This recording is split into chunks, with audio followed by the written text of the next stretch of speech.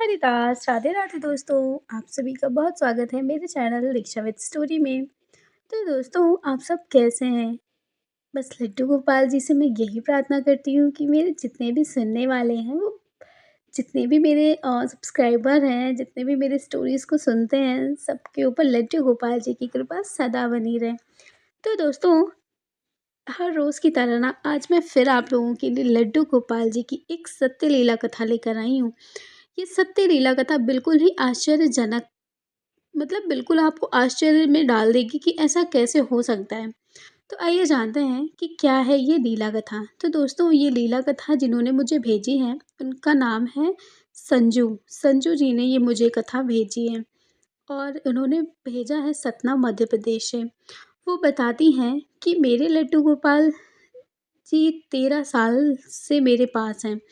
वो कहती है कि जब मैं शादी करके आई थी ना, तब मैं अपने मायके से लड्डू गोपाल जी को लेकर के आई थी, क्योंकि मेरी जो बुआ जी हैं ना, उन्होंने मुझे लड्डू गोपाल जी को दिया था कि तुम ये लड्डू गोपाल जी ले जाओ, क्योंकि उनको मेरी बुआ को ना मेरे दादाजी ने लड्डू गोपाल जी को दिया था, तो वो लेकर के अपने ससुराल चली गई थी। तो हमारे यहाँ का ये नियम होता है कि हमारे घर की जो बेटियाँ होती हैं ना, उनको दिया जाता है। तो हमारी बुआ को मिला, फिर बुआ ने हमें मुझे दे दिया, तो फिर मैं लेकर के अपने ससुराल आई। तो आज तक मेरे पास ही मेरे लड्डू गोपाल जी हैं। उसके बाद मैंने लड्डू गोपाल जी को किसी को नहीं दिया, क्योंकि मैं अपने लड्डू गोपाल जी से बहुत ज़्यादा प्यार करती हूँ। और मैं इसलिए भी करती हूँ क्योंकि उन्होंने मेरे लिए बहुत कुछ किया, उन्होंने मेरी ज़िंदगी मुझे वापस करी है। तो संजू जी कहती हैं कि लड्डू गोपाल जी मेरे बहुत अच्छे हैं, वो मुझसे बातें करते हैं। वो कहती हैं कि जब कुछ भी अनहोनी होनी होती है ना, तो मुझे ऐसा संकेत मिल जाता है, तो मैं समझ जाती हूँ कि आज ऐसा कुछ होने वाला है। वो बहुत सारे चमत्कार करते हैं। संजू कहती हैं कि मेरे घर में मेरे लड्डू गोपाल जी से सिर्फ मैं ही नहीं, मेरे हस्बैंड, मेरी सासू माँ, मेरी ननद, सब लोग बहुत प्यार करते हैं, क्योंकि हमारे लड्डू गोपाल जी ना सच में बहुत अच्छे हैं। वो पता है बहुत सीधे हैं, कभी वो मुझसे किसी चीज़ की डिमांड नहीं करते, या मुझे मैं उनसे जब कभी पूछती भी हूँ ना कि लड्डू गोपाल जी मेरे लाला तुम्हें क्या चाहिए, तो वो कुछ भी नहीं कहते, वो बस मुझसे बस ऐसे ही बातें करते हैं, वो बहुत ही अच्छे हैं। वो कहती है कि मेरे लड्डू गोपाल जी ने मेरे साथ बहुत बार चमत्कार किया है। तो वो कहती हैं कि एक चमत्कार है जो मैं आप लोगों से साझा करना चाहूँगी। तो उन्होंने बताया कि एक बार मेरे हस्बैंड की डेंगू की वज़ह से बहुत ज़्यादा तबीयत ख़राब हो गई थी और उनको प्लाज़्मा नहीं मिल रहा था। बहुत ही ज़्यादा उनका ब्लड ग्रुप भी नहीं मिल रहा था और उन्हें प्लाज़्मा भी नहीं मिल पा रहा था, जिस वजह से ना हम लोग बहुत ज़्यादा परेशान थे। बहुत सारे रिलेटिव्स को भी फ़ोन कर दिया गया था कि जिसका प्लाज़्मा जो है मैच कर रहा हो, वो आकर के दे जाएँ, लेकिन काफ़ी लोग आए। तो जब उनको प्लाज़्मा चढ़ने लगा था, तो डॉक्टर ने बता रखा था कि अगर जैसे प्लाज़्मा चढ़ उन्होंने बताया कि जब प्लाज़्मा चढ़ रहा था ना, तो मेरे हस्बैंड को ना बहुत ज़्यादा इरिटेशन हो रही थी, बहुत ज़्यादा इचिंग हो रही थी पूरे बॉडी में। तो फिर जब ये इस तरह की चीज़ें उनको हो रही थी, तो वो बहुत ज़्यादा परेशान हो गई। तो डॉक्टर ने बोला था कि आप थोड़ा-सा भी नाख़ून मत लगाइएगा, वरना अगर इनका ब्लीडिंग शुरू हो गई, तो ब्लीडिंग रुकेगी नहीं, ठीक है? तो उन्होंने बताया कि एक तरफ से ब्लड भी चढ़ रहा था और एक तरफ से प्लाज़्मा भी, तो बहुत ज़्यादा क्रिटिकल कंडीशन उनकी हो गई थी।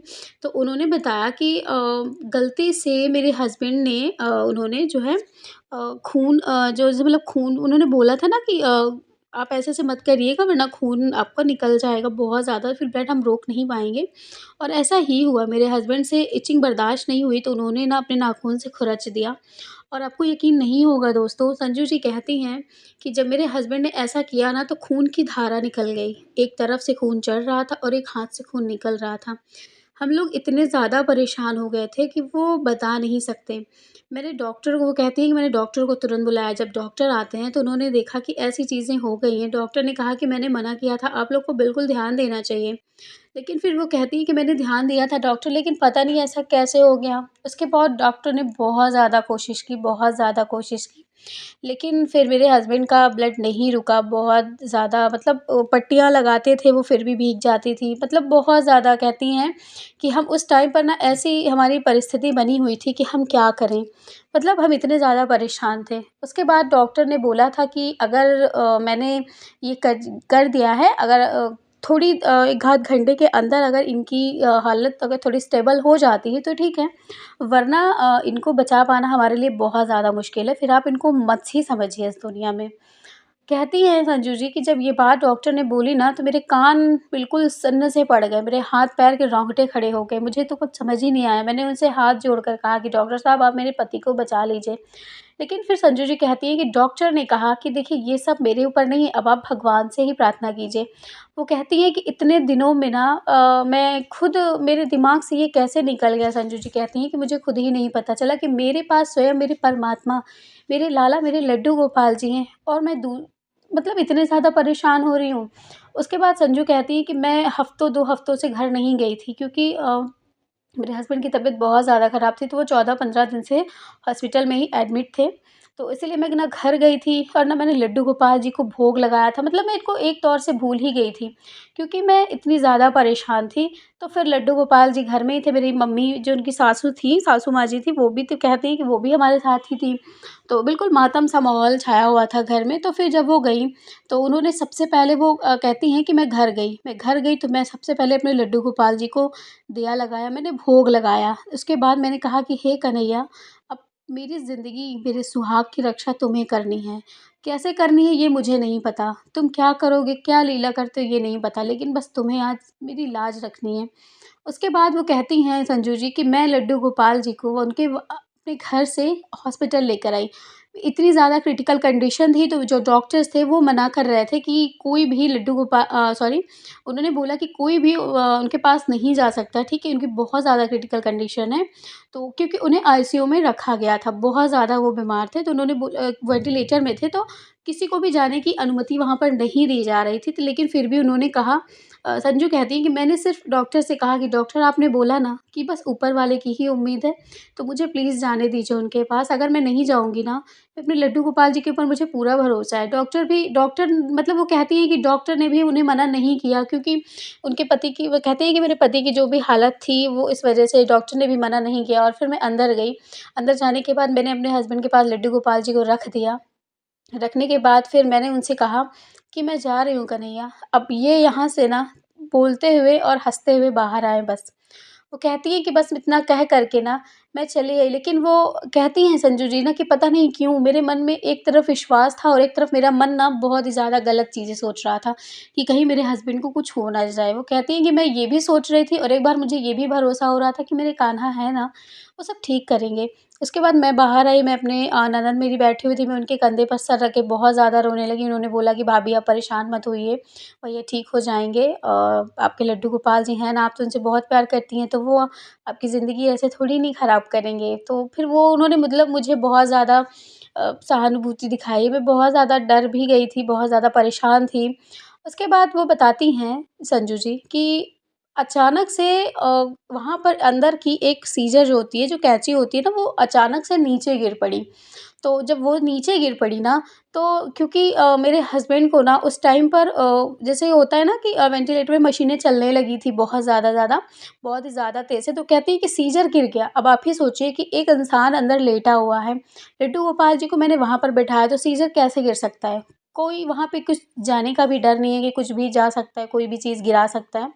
अचानक से सीज़र गिरा, जब सीज़र गिरा तो हमने डॉक्टर को बुलाया, तो डॉक्टर भाग कर के अंदर गए। जब डॉक्टर ने उस जगह पर वो चीज़ देखी, डॉक्टर ने कहा ये तो बिल्कुल चमत्कार है, ऐसा तो मैं मान ही नहीं सकता कि ऐसे हो सकता है, ऐसा कैसे हो सकता है? सच में आपने कहा था कि आपके लड्डू गोपाल जी हैं ना, तो वो सब कुछ ठीक करेंगे। और सच में ऐसा हुआ, मैं अपने लड्डू गोपाल जी को लेकर के मैं वहाँ से लड्डू गोपाल जी को उठाकर ले आई, मैंने उनको पकड़ के इतना रोया, मैं बहुत ज़्यादा दुखी हो गई, मैं परेशान हो गई थी लाला कि आपने ही मेरी सारे दुखों को दूर किया। उसके बाद वो कहती हैं कि मेरे हस्बैंड बिल्कुल ठीक हो गए, घर आए, सब कुछ मेरे यहाँ बहुत ही अच्छे से हुआ। हम लोग लड्डू गोपाल जी की कहते हैं ना कि और भी ज़्यादा मतलब बहुत ज़्यादा उनकी श्रद्धा हमारी और बढ़ गई। और फिर ये देखते हुए मेरी जो ननंद थी उन्होंने भी बोला कि भाभी मैं भी लड्डू गोपाल जी को लूँगी, तो फिर मैंने उनको भी लड्डू गोपाल जी को दिया, उनकी प्राण प्रतिष्ठा करी अपने हाथ से। उसके बाद हमने दे दिया। फिर लेकिन एक दिन ना हमारे घर में कुछ ऐसा हुआ ना, वो कहती हैं कि मैं आपको बता नहीं सकती। मेरे लाला मैं सुबह सो कर के उठी थी, हाँ, उसके बाद फिर मैं नहा धो कर के फिर जब मैं अपने लाला को भोग लगाने के लिए गई, उनको नहलाने-धुलाने के लिए गई, तो मैंने देखा कि मेरे लाला का चेहरा बिल्कुल काला पड़ा हुआ है। ये देख कर के मेरे तो प्राण ही निकल गए, क्योंकि हमेशा मेरे लाला हँसते रहते हैं, हमेशा वो हँसते हैं, उनका गाल ना बिल्कुल फूला-फूला सा रहता है। तो मेरी लाला कहती हैं वो कि मेरे लाला ना बिल्कुल मोटू-मोटू से हैं, बहुत ही अच्छे हैं, लेकिन आज उनका गाल ना बिल्कुल से पिचका हुआ था। उनके पेट मेरे लाला का ना पेट बाहर निकला हुआ है, क्योंकि मैं उनको मक्खन बहुत ज़्यादा खिलाती हूँ, लेकिन आज मेरे लाला का पेट भी अंदर हुआ था। और जब मैंने उनको भोग लगाया ना, तो फिर मेरे लाला ने उन भोग को स्वीकारा नहीं। ये चीज़ देख कर के मैं बहुत ज़्यादा दुखी हुई। मैंने उनसे पूछा कि क्या हुआ लाला, तुमको भोग ये अच्छा नहीं लग रहा, तो तुम ही बताओ मैं तुम्हारे लिए क्या बनाऊँ? वो कहती है कि फिर मैंने तुरंत ही कुछ देर में मक्खन बनाया, मैंने मक्खन मिश्री खिलाई, फिर भी उन्होंने नहीं भोग लगाया। उसके बाद मैं बहुत ज़्यादा परेशान हो गई, फिर दोपहर का भी मैंने भोग लगाया, वो भी उन्होंने नहीं खाया। उसके बाद फिर मैं बहुत ज़्यादा डर गई, मैं रोने लगी, तो मेरी सासू माँ ने मुझे बोला कि क्या हुआ, क्या बात है? मैंने कहा लाला कुछ भी खा नहीं रहे हैं। वो कहती हैं कि संजू जी कहती हैं ना, मुझे एहसास हो जाता था कि मेरे लाला कुछ नहीं खा रहे हैं, मेरा भोग वैसे का वैसा ही पड़ा हुआ है, मेरे लाला बिल्कुल भी नहीं छुए हैं उस भोग को। वो देख ही नहीं रहे, उनका चेहरा भी बिल्कुल काला पड़ गया, और वो कहती हैं वाक़ई में हमारे लड्डू गोपाल जी का चेहरा बिल्कुल काला-सा पड़ गया था। उसके बाद फिर हमने हमारे यहाँ पे जो है एक पुजारी जी आते हैं, तो हमें लगा कि हमें पुजारी जी से बात करनी चाहिए, उनसे पंडित जी आते हैं, जो सीधा वगैरह दान वगैरह लेते हैं, तो वो हमारे यहाँ आते हैं, तो मुझे लगा कि मैं उनसे जाके पूछूँ। तो मुझे लगा कि मैं सुबह जा कर के उनसे पूछूँगी, क्योंकि अभी तो शाम हो गई है। तो उसके बाद वो कहती है कि इसी तरह से 2 दिन सिलसिला चलता रहा, मेरे लड्डू गोपाल जी ने कुछ भी नहीं खाया, मेरा भी मन बिल्कुल व्याकुल हो गया, मैं रोने लगी एक दिन दोपहर में। मेरे हस्बैंड ने कहा कि तुम फालतू में परेशान हो, ऐसा कैसे हो सकता है लड्डू गोपाल जी भोग नहीं लगा रहे? मैंने कहा उनसे कि सच में भोग नहीं लगा रहे वो। मेरे हस्बैंड ने कहा अच्छा ठीक है, तुम अपनी संतुष्टि के लिए ना तुम जा कर के मंदिर वाले बाबा जी से दिखा लो उनको, ठीक है? तो फिर मैंने बोला ठीक है। तो वो कहती हैं कि मैं दोपहर में सो रही थी, और मैं सो गई थी दोपहर में थोड़ा-सा, क्योंकि मैं बहुत ज़्यादा परेशान थी। तो मेरे हस्बैंड ने कहा ठीक है, तुम पहले नींद ले लो, क्योंकि तुम्हारा दिमाग जो है नींद ना लेने की वज़ह से ना इस तरह का हो रहा है। उनको ये लग रहा था, लेकिन मैं जानती हूँ ना कि मेरे लाला के साथ क्या हो रहा था। उसके बाद वो कहती हैं कि मैं गई थी, लेट गई थी, मुझे थोड़ी देर के लिए ही नींद आई थी, और अचानक से मेरी नींद टूटी और मैं भाग कर के अपने लड्डू गोपाल जी के पास गई। तो कहती हैं संजू जी कि आप लोगों को यकीन नहीं होगा, मेरे लड्डू गोपाल जी के ना जो पाँव होते हैं उनके ना, वो चिटक गए थे। कैसे चिटक गए थे, क्या हुआ था, कुछ भी मुझे नहीं पता चल रहा था। उस टाइम पर तो बिल्कुल ठीक थे, अभी जब मैंने उनको सुबह दूसरे दिन नहलाया-धुलाया तो वो बिल्कुल ठीक थे। उसके बाद आज अचानक से ऐसे कैसे हो सकता है?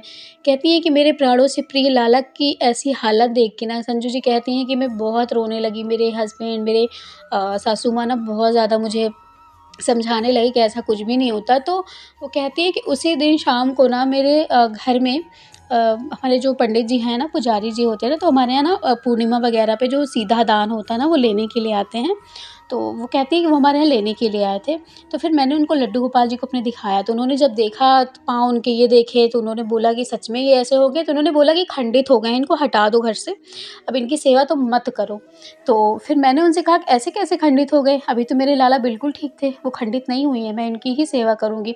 फिर इन्होंने मेरी सासू माँ से कहने लगे कि हटा दीजिए, कुछ उल्टा हो जाएगा आपके घर में, खंडित मूर्ति की पूजा नहीं होती, ये सब, वो सब, मतलब उन्होंने बहुत कुछ बताया। तो फिर मेरी सासू माँ ने भी कहा कि बेटा हटा दो, कुछ भी कहना, मतलब कह नहीं सकते कि किसी को कुछ भी क्या हो जाए, अगर मान लो खंडित लड्डू गोपाल जी की सेवा करी हमने तो कुछ हो गया तो। फिर मैंने उनसे कहा कि आप कैसी बातें कर रही हैं मम्मी? अगर आपके पैर टूट जाएँ तो क्या करूँ मैं, आपको घर से बाहर निकाल दूँ? बताइए, आप ऐसा कर सकती हैं, मैं आपको घर से बाहर निकाल सकती हूँ। वो कहती हैं संजू जी कि मैंने ऐसी बातें कहीं, तो जो पंडित जी थे ना, वो भी बड़े ही आश्चर्य में पड़ गए। उन्होंने बोला कि ये पागल हो गई है, इसको नहीं पता है कि इंसानों में और मूर्ति में। तो फिर कहती हैं संजू जी कि मैंने उन पंडित जी से ना बहस कर ली। मैंने कहा नहीं पंडित जी, आप गलत कह रहे हैं, ये कोई मूर्ति नहीं है, ये मेरे लाला हैं, और साक्षात ये सब लोग जानते हैं घर में कि मेरे लाला ने कितने सारे चमत्कार किए हैं, उन्होंने क्या नहीं किया है। अगर आज मेरे पति हमारे सामने खड़े हैं ना, तो ये हमारे लाला की ही कृपा से, और किसी की कृपा से नहीं। और आप इनको मूर्ति कह रहे हैं। आप इन्हें, अगर आपको इन्हें झाड़ा लगाना है तो लगाइए, और वरना नहीं तो आप जो है इनको कुछ भी मत बोलिए इधर-उधर। तो फिर संजू जी कहती हैं कि मुझे फिर मैंने लगा कि मेरे लड्डू गोपाल जी को नज़र, क्योंकि वो कहती हैं मैंने अपने नज़रिया भी लड्डू गोपाल जी को पहनाया हुआ था, वो भी टूट चुका था। तो मैं अब जान चुकी थी कि मेरे लड्डू गोपाल जी को नज़र लग गई है, क्योंकि मुझे ऐसा सपना भी आया था कि मेरे लड्डू गोपाल में, जब मैं चौंक करके उठ कर के गई थी ना, तो मुझे ऐसा आभास हुआ था कि मेरे लाला को नज़र लग गई है। तो फिर उसके बाद मैं गई, लड्डू गोपाल जी को मैंने अपने, उनसे पंडित जी से झाड़ा लगवाया। पंडित जी झाड़ा लगाते हुए भी हँस रहे थे मेरे ऊपर, हँस रहे थे, इसलिए हँस रहे थे, कह रहे थे ये पागल है बिल्कुल, ऐसा कैसे कर रही है? बताओ कि लड्डू गोपाल जी को नज़र लग सकती है भला, ऐसा कैसे हो सकता है? तो उसके बाद फिर वो उन्होंने झाड़ा लगाया, वो मैं अपना दान-वान जो भी था उन्होंने लेकर के वो चले गए। उसके बाद फिर मैं अपने लड्डू गोपाल जी को पकड़ के ना मैंने बहुत रोई। मैं कही कि लाला आपको फेंकने की आपको घर से निकालने की बात लोग कैसे कह सकते हैं? मैं आपके बिना एक पल भी नहीं रह सकती। फिर संजू जी कहती हैं कि मेरे घर में किसी ने ज़बरदस्ती भी नहीं की कि नहीं तुम लड्डू गोपाल जी को हटाओ। फिर वो कहती हैं कि जो भी थोड़े से चिटक गए थे मेरे लड्डू गोपाल जी, फिर मैंने बोला कि नहीं वो जैसे हैं मैं वैसे ही उनकी पूजा करूँगी। जो होना होगा हो जाएगा, मेरे लाला को मैं अपने घर से कभी नहीं निकाल सकती। फिर उसके बाद कहती हैं संजू जी कि मेरे घर में सच में आज भी वही लाला हैं, वही लड्डू गोपाल जी हैं और आज इतने साल हो गए, लेकिन मेरे घर में ना कोई भी अनिष्ट नहीं हुआ। और आज तक मेरे लड्डू गोपाल जी का ना फिर से जब उन्होंने कहा कि मैंने झाड़ा लगवाया ना फिर 1 दिन बीत गया, फिर मेरे लड्डू गोपाल जब मैं फिर से सुबह सो कर के उठी ना तो मेरे लड्डू गोपाल जी बिल्कुल अच्छे हो गए थे, जैसे वो पहले थे, वैसे ही हो गए थे। उसके बाद फिर वो ये भी कहती हैं कि जब लड्डू गोपाल जी थे ना जिनको वहाँ पे थोड़ा-सा क्रैक हो गया था उनका, तो वो कहती हैं कि उस जगह पे वो बिल्कुल हील हो चुका था, मतलब वो भर चुका था। थोड़ी-सी बिल्कुल दरार रह गई थी कि हाँ, ये चीज़ यहाँ से खंडित हुई है। बाकी मेरे लड्डू गोपाल जी का ना बिल्कुल से लाइन पड़ गया है, बाकी वो खंडित नहीं है। क्या था, क्या नहीं था, क्या उनकी लीला थी, ये तो मैं भी नहीं समझ पाई आज तक।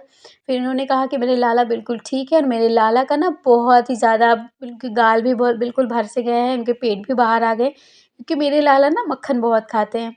तो उन्होंने ये मुझे बहुत ही प्यारी-सी और दिल को छू लेने वाली उन्होंने ये घटना मुझे बताई, तो मुझे बहुत ही अच्छा लगा। तो उन्होंने मुझे जब ये भेजी स्टोरी तो मैं बहुत ज़्यादा खुश हो गई। मैंने कहा चलो कम से कम मतलब ऐसी स्टोरी मतलब ऐसी ये स्टोरी नहीं कह सकते, इसको हम लीला कह सकते हैं लड्डू गोपाल जी की। मतलब ऐसी भी लीला कथा सुनने को जब खुद को मिलती है ना, तो अपना पता है एक ये लगता है ना कि हमारा जीवन धन्य हो गया कि हमने लड्डू गोपाल जी की कहानी सुनी, हमारा जीवन धन्य हो गया ऐसी लीलाओं को सुन कर के। मन में बहुत ज़्यादा खुशी मिलती है। तो संजू जी अगर आप मेरी स्टोरी सुन रही हैं तो आपको बहुत-बहुत धन्यवाद कि आपने ये स्टोरी मुझसे साझा की। तो मैं बस यही दुआ करूँगी भगवान जी से कि हे लड्डू गोपाल जी, आप जैसे अपनी कृपा सब पर बनाए रखते हैं, वैसे हम सब पर हमारे जितने भी सुनने वाले हैं, उन सब पर भी सदा बनाए रखिए अपनी कृपा। तो दोस्तों, ये थी संजू जी की स्टोरी जो उन्होंने मुझे बताई। आपको कैसी लगी आप मुझे ज़रूर बताइएगा। कमेंट ज़रूर कर दीजिएगा अच्छी लगी या नहीं अच्छी लगी। वैसे स्टोरी लड्डू गोपाल जी की लीलाएँ सबको अच्छी लगती हैं। तो चलिए मिलूँगी आप लोगों से लड्डू गोपाल जी की नई लीला कथा के साथ और आपके पास भी लड्डू गोपाल जी की कोई भी लीला कथा हो तो आप मुझे ज़रूर शेयर कर सकते हैं मेरे इंस्टाग्राम आईडी पर। और चैनल को सब्सक्राइब कर दीजिएगा, वीडियो को लाइक कर दीजिएगा, शेयर कर दीजिएगा। स्टोरी बहुत ज़्यादा अच्छी लगे तो मिलूँगी लड्डू गोपाल जी की नई लीला के साथ। तब तक के लिए राधे राधे।